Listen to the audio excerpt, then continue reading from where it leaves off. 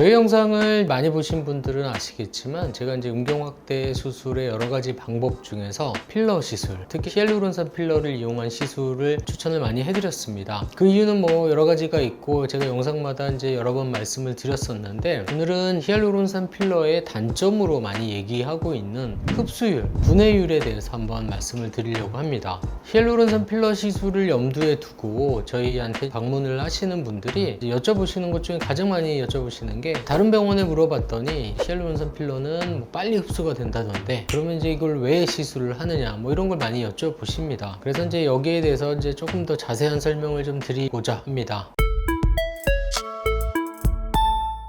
히알루론산 필러는 몸에서 분해, 흡수가 되는 게 사실입니다. 히알루론산 필러가 왜 몸에서 분해가 되냐면요, 히알루론산은 인체를 비롯해서 대부분의 포유류 몸에서 만들어지는 성분이고요. 이거를 이제 합성한 성분이 히알루론산 필러고요. 이게 이제 몸에서 만들어지고 끊임없이 재생산이 되니까 분해하는 효소 자체도 이제 몸에서 만들어지고 있습니다. 그렇기 때문에 이게 인체에 주입이 되면 이 히알루론산 성분을 분해할 수 있는 내 몸에 있던 효소에 의해서 분해가 됩니다. 물론 이 분해할 수 있는 효소 자체도 합성이 돼서 주사제로 나와 있기 때문에 이 필러를 내가 녹이고자 한다면은 언제든지 녹여서 제거가 가능합니다. 그래서 제가 이제 이 히알루론산 필러를 이용한 음경 확대 시술은 가역성이 단점이 아니라 장점이라고 말씀을 드립니다. 한번 필러 시술을 했는데 오래 가면은 당연히 좋습니다. 그래서 이제 히알루론산 필러도 가교 결합을 굉장히 단단하게 하고 있기 때문에 최근에 나온 필러는 흡수율이 그렇게 높지 않습니다. 굉장히 더디게 천천히 몸에서 분해가 되고 있죠. 하지만 이제 소위 말하는 반영구적인 필러라고 하는 것들은 만약에 부작용이 생긴다면 그 부작용도 반영구적이라고 생각을 하셔야 됩니다. 염증이 생긴다면 이제 빨리 제거를 하는 게 관건인데, 절개를 하고 이 재료들을 긁어내야 되는데 그 과정에서 내 몸에 다른 조직 손상도 있을 수가 있고, 그래서 이제 제거가 필요한 상황에서는 제거가 쉽지 않습니다. 히알루론산 필러는 염증 자체도 그 빈도가 다른 필러에 비해서 낮지만 염증에 대한 대처가 굉장히 쉽습니다. 히알루론산 필러는 간단하게 주사로 제거가 가능하기 때문에 이게 제가 단점이 아니라 장점이라고 말씀을 드리는 겁니다. 지금 현재는 내가 이제 성기가 커지고 싶어서 필러를 성기에 주사를 하고 싶지만 이 사람의 마음이라는 것도 바뀔 수도 있습니다. 나이가 들면서 내 마음이 바뀔 수도 있고요, 파트너가 바뀐다든지 파트너의 마음이 바뀐다든지, 그래서 제거를 원하실 때도 당연히 있을 수가 있겠습니다. 이때 이제 제거가 쉬워야지 부담 없이 맞을 수 있지 않을까요? 마지막으로 필러를 이용한 음경 확대 시술,